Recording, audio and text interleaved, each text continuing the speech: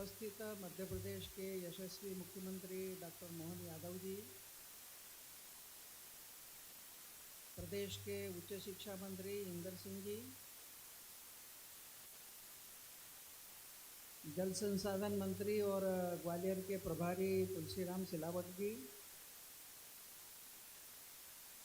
आज की अध्यक्षता कर रहे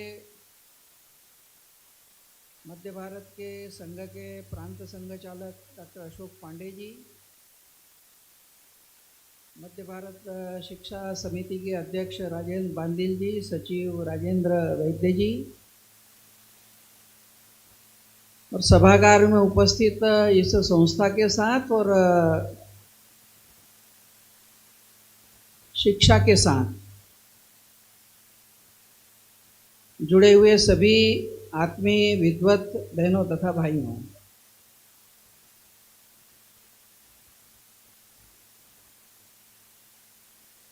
वैसे उच्च शिक्षा मंत्री जी के उद्बोधन में और राजेंद्र जी ने जो मध्य भारत शिक्षा समिति की यात्रा का वर्णन किया, तो इसमें इस विश्वविद्यालय के हेतु अभी तक की यात्रा, देश का परिदृश्य, भविष्य, सब बातें आ गई हैं।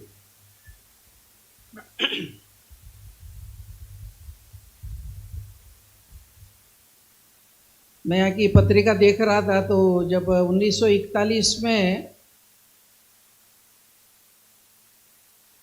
पहला स्कूल चालू हुआ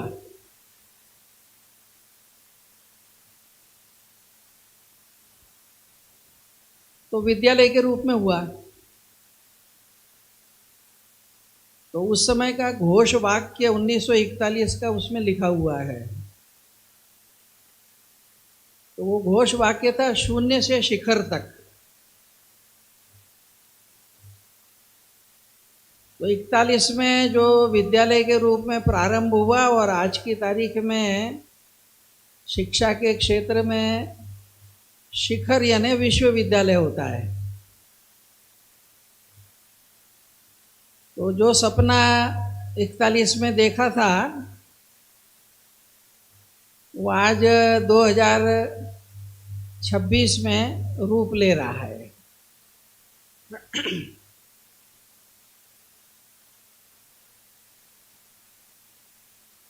विश्वविद्यालयों की इतनी बड़ी भीड़ के अंदर एक और क्यों? क्योंकि देश आजाद हुआ तो कोई 19 विश्वविद्यालय थे देश में उस समय।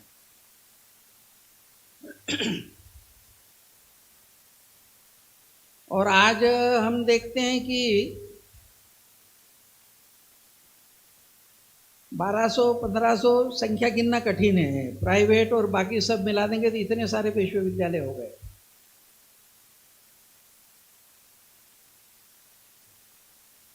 तो इस भीड़ में एक नया क्यों?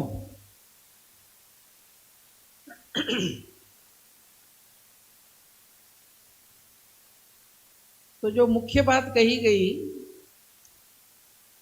कि विषय की तो शिक्षा बहुत कुछ मिलती है देश में, विभिन्न प्रकार के कौशल में तज्ञता प्राप्त करे तो इसके लिए भी शिक्षा में बहुत व्यवस्था है। स्पेसिफिक सब्जेक्ट के अंदर विशेषज्ञता के लिए भी विश्वविद्यालय है।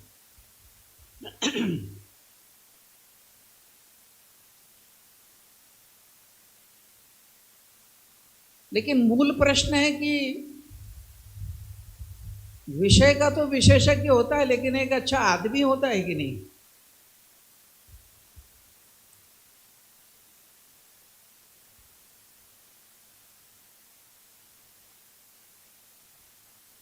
यूनेस्को के अंदर शिक्षा के ऊपर 21वीं सदी की शिक्षा पर एक अंतर्राष्ट्रीय चर्चा चली कि क्या क्या चैलेंजेस हैं। तो उसमें एक विषय आया कि एक विचित्र बात है कि ज्यों-ज्यों शिक्षा बढ़ रही है, शिक्षा का विस्तार बढ़ रहा है, त्यों-त्यों समस्या भी बढ़ती जा रही हैं। साक्षरता बढ़ रही है, शिक्षा संस्थान बढ़ रहे हैं, डिग्रीधारी लोग बढ़ रहे हैं, लेकिन भ्रष्टाचार भी बढ़ रहा है।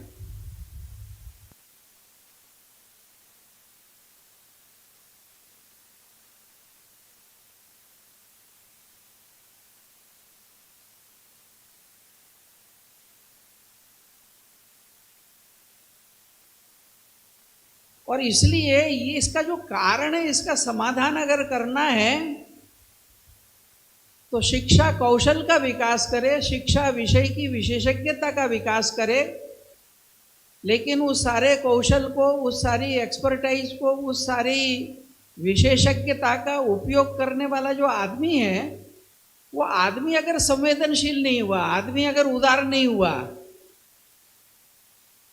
तो वह शिक्षा समाज के लिए उपयोगी होने की बजाय समाज के लिए समस्या का कारण बनती है। एक पुरानी घटना है, अपने यहाँ पर बहुत बड़े दार्शनिक भी हुए, बौद्ध परंपरा में उनका बहुत बड़ा नाम है, उसके साथ साथ बहुत बड़े चिकित्सक भी थे, बहुत बड़े रसायन शास्त्री भी थे, नागार्जुन। तो कहते हैं कि नागार्जुन को अपनी प्रयोगशाला के अंदर एक सहायक को चयन करना था। तो उसके प्रतिसाद में अनेक युवक आए, उसमें से 2 युवकों को नागार्जुन ने छांटा और दोनों को एक फार्मूला दिया कि 3 दिन के बाद इस फार्मूले के आधार पर पदार्थ बना करके लाना।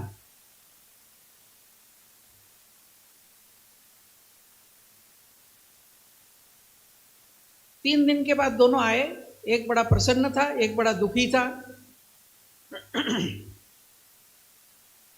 जो प्रसन्न था उसने कहा कि ये पदार्थ मैंने बना लिया जो आपने फार्मूला दिया था।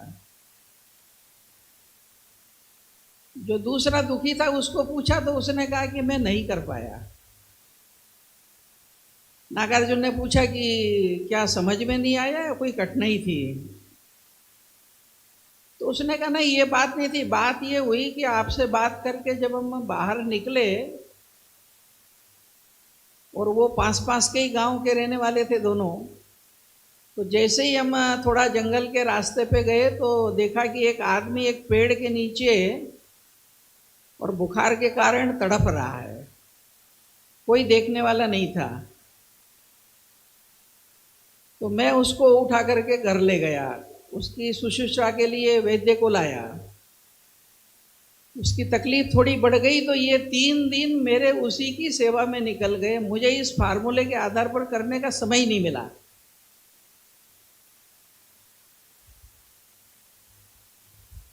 तो नागार्जुन ने ये जिसने कहा हुआ नहीं किया था उसको अपना सहायक रख लिया। तो किसी ने पूछा कि जो प्रश्न आपने पूछा था जिसने उसका उत्तर दिया उसको न रख करके और जिसने उत्तर नहीं दिया उसको क्यों रखा? तो जो बात नागार्जुन ने कही थी वो आज भी उतनी प्रासंगिक है। नागार्जुन ने कहा देखो ये जितने शास्त्र हैं, भौतिक शास्त्र है, रसायन शास्त्र है, चिकित्सा शास्त्र है, विभिन्न प्रकार के कोई खनिजों के शास्त्र हैं, कलाएं हैं, विद्याएं हैं, ये सब किसके लिए है? तो ये जिस समाज के लिए, जिस मानव के लिए है, ये सारा विशेषज्ञ बन गया आदमी, लेकिन उसके प्रति अगर उसकी संवेदना नहीं है तो उसकी क्या सार्थकता है? ये दोनों साथ में निकले, दोनों ने उसको तड़पते हुए देखा। एक को अपने कैरियर की चिंता थी, है ना, अपने मुझे जिस क्षेत्र में बढ़ना है बस उसी का है। और जो दुखी है, जो अभावग्रस्त है, वो देखते हुए भी जो अनदेखा कर रहा है, तो ऐसा असंवेदनशील व्यक्ति विशेषज्ञ भी बन गया तो उसकी सार्थकता नहीं रहेगी। और इसलिए आजकल सारी दुनिया के अंदर ये बात चलती है कि डेवलपमेंट तो बहुत हो रहा है, टेक्नोलॉजी का डेवलपमेंट हो रहा है, हम कल्पना नहीं करते उस गति से हो रहा है, और आने वाले 10-20 सालों के अंदर इसकी गति कितनी बढ़ेगी उसकी कल्पना भी करना कठिन है। टेक्नोलॉजी आई, उसके बाद में फिर इंटरनेट आया, अब एआई आ गया है, और एआई की भी गति जिस तेजी से बढ़ रही है, तो लोग कहते हैं कि थोड़े दिनों में ये मानव को ही रिप्लेस कर देगा।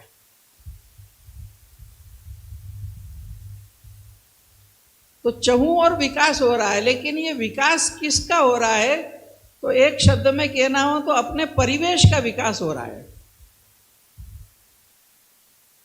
शहर बस रहे हैं, अच्छी सड़कें बन रही हैं, अच्छी बिल्डिंगें बन रही हैं, जीवन सुविधा से जी सकें उसके लिए नए नए आविष्कार हो रहे हैं।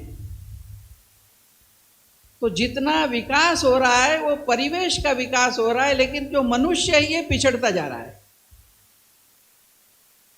आज से 50 साल पहले का, 100 साल पहले का जो आदमी था, चाहे ग्वालियर का हो या किसी गांव का हो, वो जितना किसी अनजान के प्रति जितना आत्मीयता से व्यवहार करता था,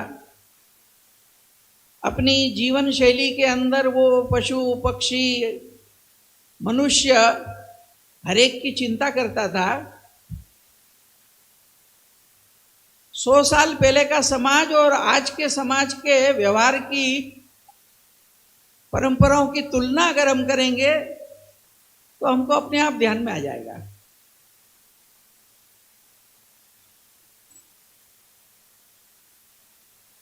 सौ साल पहले आदमी अपने यहाँ पर माताएं घर में उठती थी तो सुबह उठते सबसे पहला काम करती थी कि 2 मुट्ठी अनाज छत के ऊपर डालना। कोई पक्षी भूखा होगा उसको खाना मिलना चाहिए। जीवन का प्रारंभ कर रहे हैं तो पक्षी की चिंता से प्रारंभ कर रहे हैं। भोजन बना रहे हैं तो अपना इकलौता लड़का भी होगा और भूखा होगा तो भी रोटी बनेगी तो कहेंगे अभी ये तेरे लिए नहीं है, तो पहली रोटी गाय के लिए, फिर एक रोटी कुत्ते के लिए रहेगी। हर घर में एक पानी का पात्र टांगते थे कि कोई उड़ता हुआ पंछी प्यासा हो उसको पानी मिलना चाहिए। हर घर करता था ये।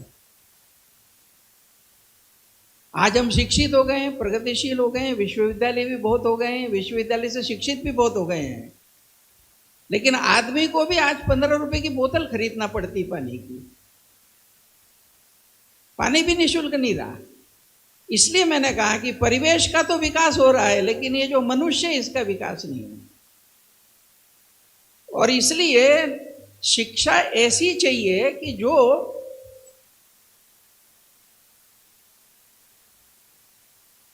परिवेश को अच्छा करने में योगदान दे सके, उस नाते से भी उसका विकास हो, लेकिन साथ साथ एक मनुष्य के रूप में भी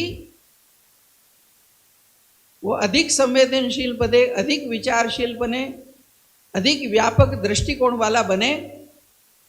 इसकी एक जरूरत है और ये करना है तो कोई ना कोई मॉडल चाहिए। और इसलिए समिति के अध्यक्ष राजेंद्र जी ने जो विषय आपके सामने रखा उसमें जो उन्होंने एक वाक्य कहा कि लोगों का प्रश्न रहता था कि एक नया किस लिए, तो बाकी चीजों के साथ हम इस चरित्र निर्माण के ऊपर भी जोर देंगे।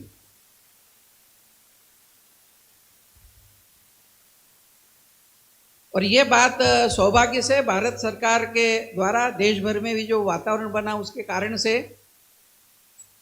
जो नई शिक्षा नीति बनी है, उस नई शिक्षा नीति की दिशा जो मैंने आपके सामने थोड़ा सा विवेचन किया कि जो विसंगतियां हैं, जो त्रासदियां हैं, उनको पाटना, उनको ठीक करना और विश्व के लिए भी हम मॉडल बन सकें, तो इस नाते से ऐसी शिक्षा पद्धति का विकास करना जिसमें मनुष्य का भी विकास होगा और परिवेश का भी विकास होगा।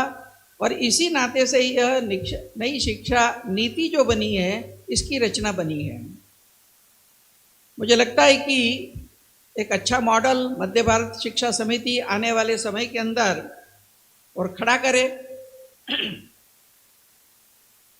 तो उस नाते से चूंकि आपके यहाँ विद्यालय से लेकर के और महाविद्यालय और अब विश्वविद्यालय की रचना आप खड़ी कर रहे हैं,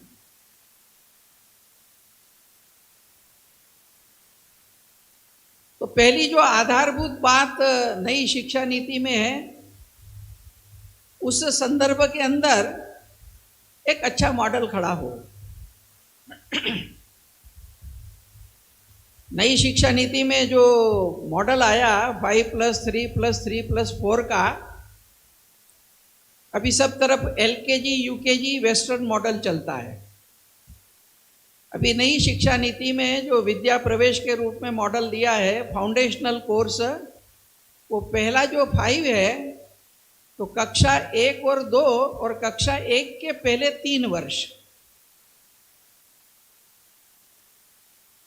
यही समय वास्तव में मनुष्य के गठन का है। और कक्षा 1 के 3 वर्ष के पहले का जो समय है, जन्म के बाद अगले जो है वो एक 2 वर्ष जो है वो घर में है। और इसलिए मेरा निवेदन है कि इस मंच के ऊपर एक संघ ने इस समय देश भर के अंदर जो 5 परिवर्तन की बात कही, उनका कुछ नमूना नाम यहाँ पर लिखे हुए हैं। उसमें जो आधारभूत सबसे पहला है कुटुंब प्रबोधन। शिक्षा का विचार करते समय हमारी परंपरा में कहा गया था कि सबसे पहला जो विद्यालय है बच्चे का, वो उसका घर है और माँ पहला गुरु है। आज की त्रासदी ये है कि हर चीज हम कॉन्ट्रैक्ट पर देने के आदी हो गए हैं। नाली गंदी है तो नगर पालिका को कोसना, गांव में होंगे तो ग्राम पंचायत को कोसना। बच्चा भी जो है वो पढ़ लिख करके और एक अच्छा बन जाए तो उसका भी कॉन्ट्रैक्ट इंस्टीट्यूट्स को दे देना। पति पत्नी दोनों अगर कमाते हैं तो बच्चे को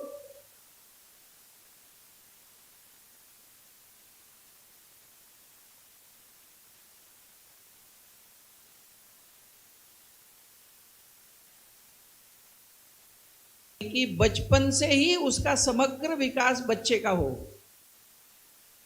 आजकल आधुनिक शिक्षा में क्यू की बड़ी चर्चा चलती है। एक बोलते हैं PQ, फिजिकल फिटनेस होनी चाहिए। फिर एक चला था अपने यहाँ बहुत IQ, आजकल चर्चा थी आपका IQ कितना है, तो इंटेलेक्चुअल क्वोशेंट की बात आई। फिर लगा कि IQ तो बहुत बढ़ रहा लेकिन संवेदना कम हो गई है, तो इसलिए एक EQ आया, इमोशनल क्वोशेंट।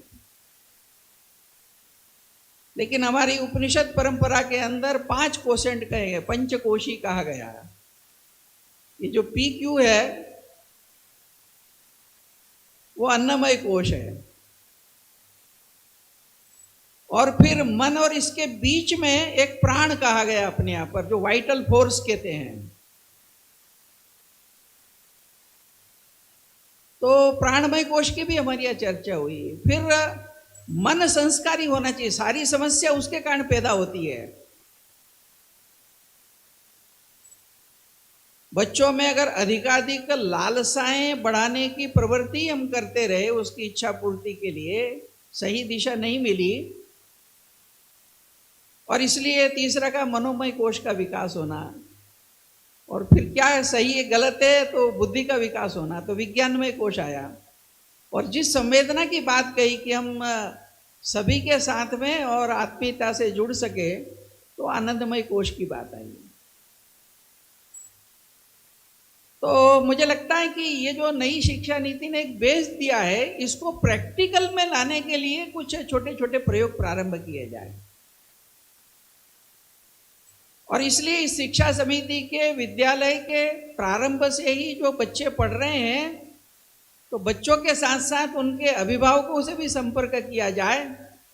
विद्यालय अपनी भूमिका करेगी और अभिभावक अपनी भूमिका करेंगे, तो हर घर के अंदर हम जैसा चाहते हैं उस तरह के आने वाले समय के अंदर नागरिकों का निर्माण होगा। दूसरी जो एक बड़ी बात हुई कि इस ब्रिटिश काल के अंदर दीर्घ शिक्षा का परिणाम हुआ कि नौकरी बेस्ड मानस हो गया।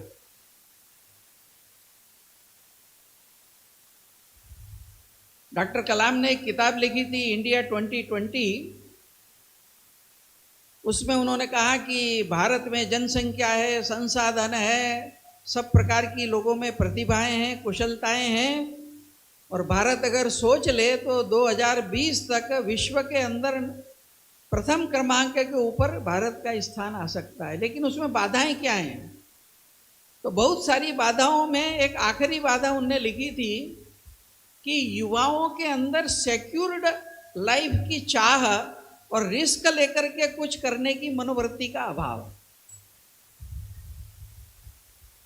इसलिए हम देखते हैं कि शिक्षा करते ही जॉब ओरिएंटेड, कहीं मिल जाए, प्राइवेट में मिल जाए, सरकार में मिल जाए, एमएनसीज में मिल जाए।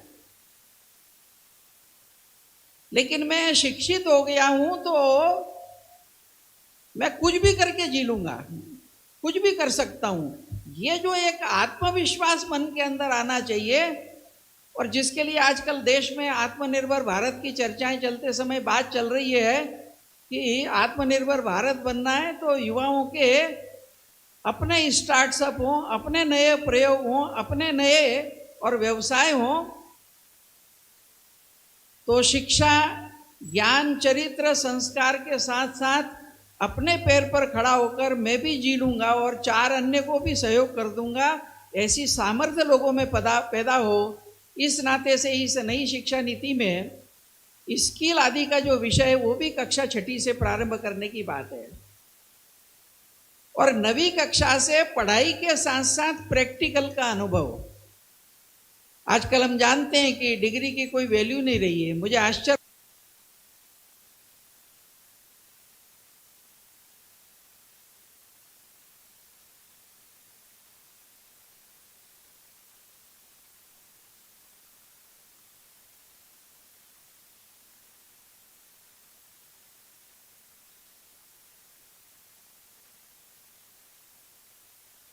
की रिसर्च होना, और इसलिए आप आज में हम देखते हैं वो दुनिया बदलने वाले ओरिएंटेड बातें, वह मूल परंपराएं इसके समन्वय की बने, वो एक दृष्टि आए। और उस नाते से अब उदाहरण के लिए आजकल एआई आया है, अच्छी बात है, आर्टिफिशियल इंटेलिजेंस, पर धीरे धीरे मनुष्य के नाते हम अगर उसी पे आश्रित हो गए, जैसे दूर का देख सकते हैं, छोटे को बड़ा करके, उसकी बेस थीम है, अंतर है। तो फोन बेस हुए हैं और जहां प्रकृति में खेलते कूदते जिनका डेवलपमेंट है, दोनों में क्या अंतर है। तो फोन बेस्ड के अंदर में बाकी ज्यादा विस्तार में नहीं जाता। उसने कहा, और इसके हम आजकल चारों तरफ इसके परिणाम देखते हैं, उसने कहा कि इसके 4 हार्म्स जो हैं बचपन से ही फोन बेस्ड बना देने के। तो पहला उन्होंने कहा कि सोशल डेप्रिवेशन, क्योंकि कोई भी सीरियल है, कुछ भी चीज है, फोन में देखना है तो आप है और फोन है, तो धीरे धीरे वो समाज से कट जाता है, 4 मित्रों से कट जाता है, वो अकेला जीने का आदी हो जाता है। तो पहला जो होता है कि ये जो बचपन से ही 4 लोगों के अंदर घुलना मिलना जानना, इसका जो डेवलपमेंट होता था, तो सामाजिक रूप से सोशल डेप्रिवेशन। दूसरा परिणाम होता है कि जो न्यूरॉन्स हैं और जो नर्व्स है उस पर असर होता है उसका। तो दूसरा उन्होंने कहा कि स्लीप डिप्रिवेशन, नींद की गहराई कम हो जाती है। तीसरा उन्होंने कहा कि अटेंशन फ्रेगमेंटेशन, ये बड़ा खतरनाक है, और वो आजकल चारों तरफ देखते हैं। आप लोगों को पता होगा कि आज से कुछ समय पहले लोग कहते थे, पहले 2.5 3 घंटे की फिल्म चलती थी, फिर बोले जरा लंबी है तो 2 घंटे की करो, फिर 1 घंटे पे आए, फिर कुछ डॉक्यूमेंट्री आधे घंटे की बनती थी तो कहते ये आधा घंटा बहुत ज़्यादा है, थोड़ा कम होना चाहिए, आजकल युवाओं में इतना कंसंट्रेशन नहीं है, तो 15 मिनट के करो। 15 मिनट की हुई तो बोले ये भी ज़्यादा है, 10 मिनट के करो। 10 की 5 पे आई, 5 पे आई कि 2-3 मिनट की करो। और अब आ गया है कि इतना भी जरा कठिन है भाई, 10 सेकंड की रील ही ठीक है। अटेंशन फ्रेगमेंटेशन, टिक नहीं सकता, एक जगह करने के लिए उसको चेंज चाहिए। अब ऐसी पीढ़ी रहेगी तो उसमें फिर महान भारत, भव्य भारत, 2500 बातें जो है, और फिर अगला जो उसका होता है कि एडिक्शन। और इसलिए आजकल मैं कहता हूं कि भाई आर्टिफिशियल इंटेलिजेंस का उपयोग करो, लेकिन इतना ध्यान रखो कि तुम्हारी इंटेलिजेंस जो है वो आर्टिफिशियल ना हो जाए, इतनी समझदारी कम से कम रखी जाए। और ये अगर करना है तो जो भारतीय विचार ने कहा है, जो भारतीय चिंतन ने कहा है कि भौतिक रूप से हम जितने भी इक्विपमेंट बनाते हैं और चेतन के साथ व्यवहार होता है, तो ये चेतन और अचेतन दोनों के समन्वय से दुनिया चलनी चाहिए। और मुझे लगता है कि इस नाते से आने वाले समय के अंदर शिक्षा के माध्यम से अच्छे परिवार, अच्छा समाज, अच्छा देश, जो सभी प्रकार की आज की परिवेश के जितने चैलेंजेस हैं, पर्यावरण से लेकर के और आज के जितनी समस्याएं हैं, उन सब के समाधान का भी और मार्ग निकालेंगे। क्योंकि एक बार अगर वो मन के अंदर संवेदना आ गई तो जहां जहां भी तकलीफ है, रिसर्च करने वाला उसका कुछ ना कुछ मार्ग निकालेगा, साइंस टेक्नोलॉजी का जानकार कुछ मार्ग निकालेगा। और ये सब करते हुए अपनी मानवीयता हम ना खो दें। मनुष्य की जो सुप्रीमेसी है, और हमारे यहाँ जो कहा कि मनुष्य का अंतिम विकास ये नर का नारायण बनना है, तो धीरे धीरे सभी के साथ में अपनी आत्मीयता, मैं समझता हूँ कि ये जो एक भारतीय दर्शन की परंपरा है, आने वाले समय के अंदर ये शिक्षा समिति का जो भी विभिन्न संस्थाएं चल रही हैं और ये विश्वविद्यालय आने वाले समय के अंदर और एक आदर्श मानक के रूप में खड़ा हो, और यहाँ से निकले हुए लोग जैसा पूर्व काल में कहते हैं कि विक्रमशिला और नालंदा और तक्षशिला और वल्लभी और धार से लेकर के न जाने कितनी प्राग ज्योतिष की उधर की यूनिवर्सिटियां थी, और विश्व भर के अंदर यहाँ के लोग जाते थे ज्ञान का प्रचार प्रसार करने, आर्थिक रूप से भी, और संपूर्ण विश्व में यहाँ का व्यापार चलता था। आने वाले भविष्य के अंदर 2047 में जो एक सपना है कि भारत भी वैसा बने, वैसा भारत बनने की भूमिका शिक्षा की रहेगी।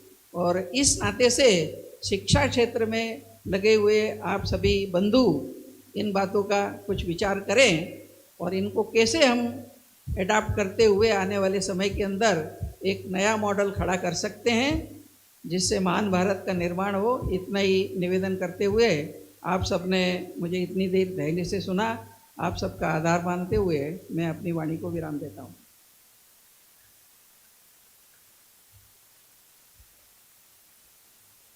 आपके प्रेरणादायी सारक गर्वित उद्बोधन के लिए हृदय से आभार। इसके पश्चात मैं अत्यंत हर्ष और गौरव के साथ आमंत्रित करना चाहूँगी देवियों सज्जनों, जब नेतृत्व दूरदर्शी हो और संकल्प जन जागरण जन कल्याण का हो तो विकास की दिशा स्वयं प्रशस्त हो जाती है। मैं आमंत्रित करना चाहती हूँ हमारे मुख्य अतिथि मध्य प्रदेश के यशस्वी माननीय डॉक्टर इंदापुरकर जी, माननीय कमल जैन जी, माननीय नवल शुक्ला जी, माननीय अशोक पाठक जी, माननीय राजेंद्र सिंह गुरैया जी, माननीय मनिंद्र कुशवाहा जी, माननीय मधुसूदन शर्मा जी, हमारे माननीय सांसद भारत सिंह कुशवाहा जी, हमारे वित्त विकास निगम के माननीय अध्यक्ष श्रीमान जयभान सिंह पवैया जी, पूर्व मंत्री माननीय अनूप मिश्रा जी, पूर्व सांसद माननीय विवेक सेजवलकर जी, माननीय केशव सिंह बघेल जी, माननीय लाल सिंह आर्य जी, माननीय मंत्री प्रद्युम्न सिंह तोमर जी, और इस अवसर पर समस्त आगंतुक अतिथिगण, भाइयों बहनों, पत्रकार साथियों, प्यारे मित्रों, जितने अच्छे से इस विश्वविद्यालय की स्थापना के समय बात आना चाहिए वो एक एक करके सारी बातें आ गई।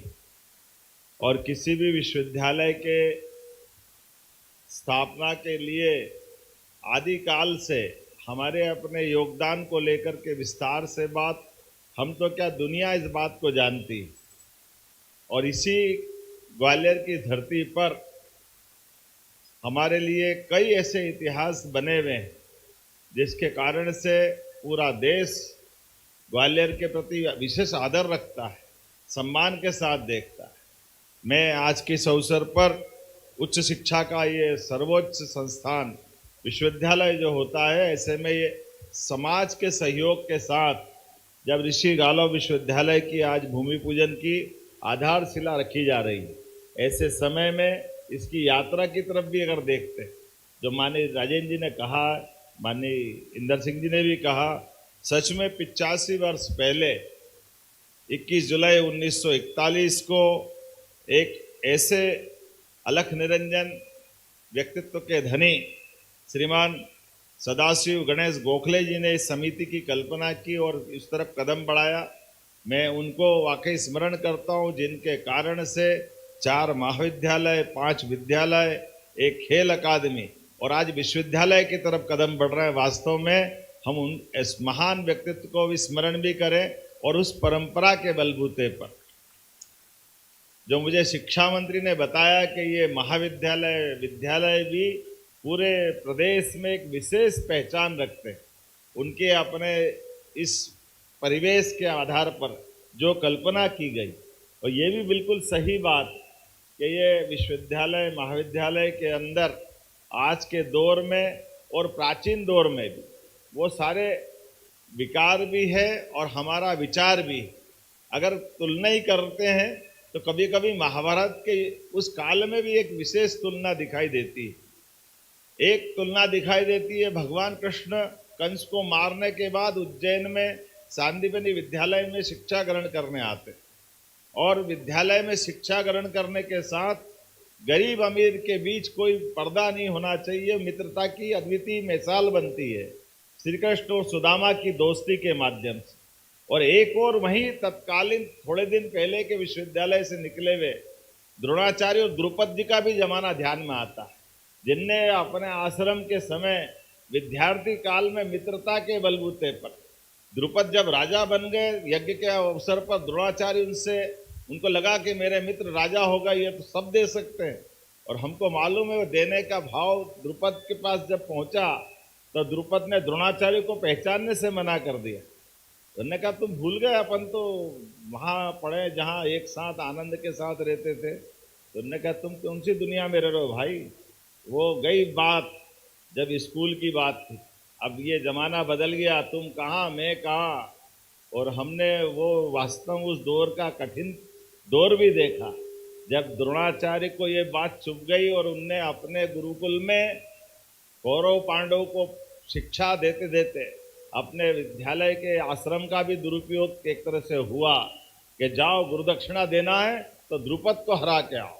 और ये बड़ा अलग प्रकार का रहस्य भी है कि कौरव पांडव एक साथ युद्ध कर रहे हैं और द्रुपद को हरा के आए और पकड़ के लाए द्रोणाचार्य के सामने, और उनने कहा चलो अब तुम बताओ तुम्हारे साथ क्या व्यवहार किया जाए।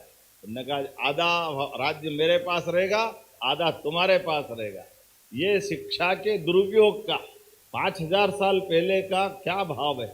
लेकिन मुझे इस बात की भी प्रसन्नता है इसी काल में और बाद के परवर्ती काल में, जैसे नालंदा तक्षशिला, दुनिया के अंदर मानवता की स्थापना की बात अगर कहीं पहुंची है तो हमारे लिए सौभाग्य की बात है। उसी काल में उसी दुर्व्यवहार का उदाहरण भगवान कृष्ण के माध्यम से सांदीपनि विद्यालय के लिए और सांदीपनि गुरुजी ने भी दिया। सांदीपनि जी का आश्रम जब स्थापित हुआ तो मूलतः तो वो बनारस के पास अपना विद्यालय आश्रम या विद्यालय चलाते थे, लेकिन अपने एक बच्चे को लेकर के कंस ने सत्ता पकड़ी, और सत्ता पकड़ने के बाद जैसा कि होता है कोई तानाशाह आता तो सारी व्यवस्था ध्वस्त कर देता, और ध्वस्त करने के कारण से भटकते भटकते सांदीपनि जी अपने बच्चों को लेते हुए घूमते हुए वर्तमान के प्रभास पाटन के क्षेत्र में पहुंचते। और तत्कालीन समय में जैसे आज़ादी के समय पे भी कई सारी राष्ट्र विरोधी ताकतें देश की सीमाओं पर अपने अपने कब्जे करके अलग से घटनाक्रम चलाती रहती, और ऐसा कहते कि सांदीपनि जी को पुत्र को पकड़ के उनने कहा आपको बहुत अच्छी सभी विद्याएं आती है, सभी कलाएं आती है, हमारे बच्चों को सिखाओ। लेकिन सांदीपनि जी ने अपनी जान की बाजी भी लगा दी, लेकिन विदेशियों के प्रति उनके दुराग्रह के कारण से राष्ट्रभक्ति का परिचय देते हुए अपने बच्चे को उनने बंदी भी बनते देखा, मार पिटाई भी सहन कर ली, लेकिन 6 माह के बच्चों को छोड़कर का आकर के अपने स्वदेशी का भाव, देशभक्ति का भाव जगा 11 साल तक बच्चों को छोड़ करके शिक्षा देने का उदाहरण पेश किया। तभी तो श्री कृष्ण बनते हैं, तभी सांदीपनि श्री कृष्ण के इतिहास में वो बातें गुजरती है। इसीलिए जब हम भगवान कृष्ण के जीवन की तरफ देखते हैं तो मित्रता का, सुदामा और कृष्ण का इतिहास भी सबके सामने जाता है। तो जब अपनी सरकार बनती है तो मुझे अच्छा लगता है कि सांदीपनि विद्यालय का नाम हमारे नए बनने वाले विद्यालय की तरफ रख करके उस गौरवशाली अतीत को जोड़ के देखते हैं। मुझे इस बात का आनंद है, आज जब मैं आपसे बात कर रहा हूँ, ये भी सुखद संयोग है कि देश की सीमाओं के ऊपर भी जिस प्रकार से राज्यों के साथ होना चाहिए, मैं बोलना तो नहीं चाहिए लेकिन फिर भी ये बात बोल ही देता हूँ कि बांग्लादेश की सीमा पर भी अब हमारा अपना भगवा तिरंगा ये संयोग भी है और आनंद भी है कि राष्ट्रवादी लोगों के साथ जिस प्रकार का आज का दौर चल रहा है, यह सच में यशस्वी प्रधानमंत्री नरेंद्र मोदी जी ने जब से अपने सरकार के सूत्र हाथ में लिए हैं, उन्होंने प्रयास किया कि हमारी इस वैचारिक अनुष्ठान की यात्रा में सरकार के माध्यम से वो सब होना चाहिए जिसके कारण से ये भारत के नाते से पहचाना जाए। मुझे इस बात की प्रसन्नता है, वो ऐसे सारे कठोर निर्णय भी जिस निर्णयों को लेकर के कभी कोई कल्पना नहीं करता था, लेकिन आज के इस दौर में जब मैं आपसे बात कर रहा हूं तो सच में इस बात की प्रसन्नता के ग्वालियर के अंदर समाज के आधार पर सबके सहयोग से वो जो 41 में आज़ादी के पहले यात्रा प्रारंभ हुई थी, आज वो विश्वविद्यालय की तरफ ये कदम बढ़ते दिखाई दे रहे हैं। ऐसे में राजेंद्र जी ने बात में भाषण में अच्छा इशारा किया है कि विश्वविद्यालय सबके सहयोग से बनेगा। तो मैं आपको आश्वस्त करता हूँ राजेंद्र जी, बिल्कुल समाज का सहयोग मिलेगा और सरकार का भी सहयोग मिलेगा। हमारी तरफ से कोई और कसर बाकी रहने वाली नहीं। हमें तो इस बात की प्रसन्नता है कि ये प्रदेश का हमारा इस विचार परिवार का पहला विश्वविद्यालय है, और पहला विश्वविद्यालय तो उतनी गरिमा गौरव के साथ तो बनना ही चाहिए, और इसी गालों के नाम पर वो विश्वविद्यालय है, इसलिए उसका आनंद बढ़ जाता है। ऐसे समय में आप इस विश्वविद्यालय के लिए जैसा जो चाहोगे, सच में आपने गुरु पूर्णिमा तय कर दी, और हमारे भी सरकार के बनने के बाद हमने अपने उच्च शिक्षा में बड़ी एक संकट रहता था कि जब गुरु पूर्णिमा उत्सव मनाने की बात करो तो कॉलेज के अंदर थोड़ा सा इस बात का भाव रहता था कि गुरु पूर्णिमा ये तो स्कूल वाले मनाएंगे, शिक्षक मनाएंगे, बाकी नहीं मनाएंगे। तो हमने कहा ये क्या झंझट है। तो बाद में ध्यान में आया कि एक काम करते हैं, ये कुलपति को ही कुलगुरु नाम कर देते तो गुरु पूर्णिमा अपने आप उच्च शिक्षा में भी मनने लग जाएगी। तो सरकार के माध्यम से इस मार्ग में चलते हुए हमने देश के अंदर अपना प्रदेश इस तरह से कुलगुरु का नाम करते हुए वाइस चांसलर को एहसास कराया कि सच में गुरु पूर्णिमा का जो महत्व है उससे क्या छिपा हुआ है। माननीय जयभान सिंह पवैया जी यहाँ बैठे, मेरे पहले शिक्षा मंत्री थे, आपने भी एक अच्छा परिवर्तन किया था कि जब अपने दीक्षांत समारोह हो तो दीक्षांत समारोह में वो काले जगले वगले पता नहीं कहाँ के कपड़े भगवान जाने कहाँ से आते हैं, इसलिए हटाहटू के अपने देश का अच्छा बढ़िया साफे के साथ कुर्ते पजामे के साथ जैकेट पहन करके दीक्षांत में जो आनंद आता है, ये परंपरा भी चालू की। और हर साल, पुराने समय में कई साल तक दीक्षांत समारोह नहीं होते। मैं माननीय महामहिम जी को भी धन्यवाद देना चाहूँगा। अब हर साल हर विश्वविद्यालय में, शिक्षा मंत्री जी भी है, हमारे समय से परंपरा चालू की, अभी भी चालू है, और ये चालू की कि हर साल दीक्षांत समारोह होना ही चाहिए। ये सच में शिक्षा के साथ समाज की जागरूकता के आधार पर शपथ दिलाते हुए उस परंपरा को तो स्थापित कर रहे हैं, लेकिन सच में अभी और बहुत काम करना बाकी है। ऐसे समय में शिक्षा के लिए आपके जीवन में शिक्षा का क्या महत्व है, उसको किस तरह से देखना चाहिए, ऐसे बहुत सारे प्रकार से। इसलिए कुछ अतीत के कई कारणों को खड़ा करते हुए हमने भी प्रयास किया है कि आज शासकीय विश्वविद्यालयों को भी सामाजिक या निजी क्षेत्र के विश्वविद्यालय सब में थोड़ा अंतर देखते हुए, इसलिए इसी संभाग के अंदर गुना के अंदर और गुना के साथ 3 नए विश्वविद्यालय हमारी सरकार के बनने के बाद खोले गए। इसमें टंटिया मामा के नाम पर अगर हम खरगोन में विश्वविद्यालय खोलते हैं तो ग्वालियर को गौरवान्वित करते तात्या टोपे विश्वविद्यालय गुना में स्थापित करते हैं और वो हमारा अतीत का 1857 का वो युद्ध और उस दौर का संघर्ष भी याद करते हैं। और इसी के साथ सागर में डॉक्टर हरि सिंह गौर विश्वविद्यालय की जो स्थापना हुई थी, लेकिन वो जब सेंट्रल यूनिवर्सिटी बन गई, ऐसे समय में राज्य का विश्वविद्यालय की आवश्यकता थी, तो हमने अपने यहीं की रानी अवंतीबाई लोधी के नाम पर सागर में भी वो विश्वविद्यालय खोला। और सरकार बनने के साथ ही 55 एक्सीलेंस कॉलेज, जिसमें नई शिक्षा नीति के बलबूते पर समग्र शिक्षा के प्रयास किए गए। आज के इस अवसर पर जब मैं आपके बीच में बात करने के लिए या अपना विषय रखने आया हूँ, तो पुनः आज इस अवसर पर इस नए संस्थान के प्रति शुभकामना देता हूँ, जहाँ 5000 से अधिक विद्यार्थी पढ़ रहे हैं और ये समिति शिक्षा की अलग जगा रही है। आइए हम सब इस सुप्रसंग के अवसर पर अपने अपने स्तर पर सहयोग करते हुए निश्चित रूप से जो संकल्प लिया है कि अगले साल गुरु पूर्णिमा तक ये संस्थान खड़ा हो जाए। मेरी अपनी ओर से बहुत बहुत बधाई, शुभकामना। भारत माता की जय।